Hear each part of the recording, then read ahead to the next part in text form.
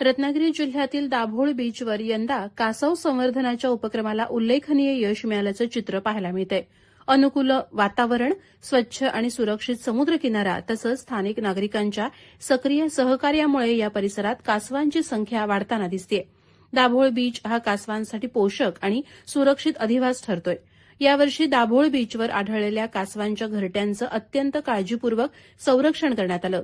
या अंतर्गत एकूण 9 घरट्यांमधून तब्बल 409 कासवांची पिल्लं नैसर्गिकरित्या बाहेर पडून समुद्राच्या दिशेनं झेपावली. तसंच उर्वरित 5 घरट्यांमधील 497 पिलांना सुरक्षितपणे समुद्रात सोडण्यात आलं. या संपूर्ण प्रक्रियेदरम्यान स्थानिक ग्रामस्थ, स्वयंसेवक आणि वनविभागाच्या कर्मचाऱ्यांनी विशेष दक्षता घेतली. कासवांची अंडी सुरक्षित राहावीत यासाठी घरट्यांभोवती संरक्षक जाळी उभारण्यात आली होती. पिलं बाहेर पडण्याची वेळ जवळ आल्यानंतर त्यांना कोणताही धोका निर्माण होऊ नये यासाठी योग्य नियोजन करून त्यांना सुरक्षितरित्या समुद्रापर्यंत पोहोचवण्यात आलं. या उपक्रमामुळे मोठ्या प्रमाणात कासवांच्या पिलांचं रक्षण होऊन त्यांना नवजीवन मिळालंय.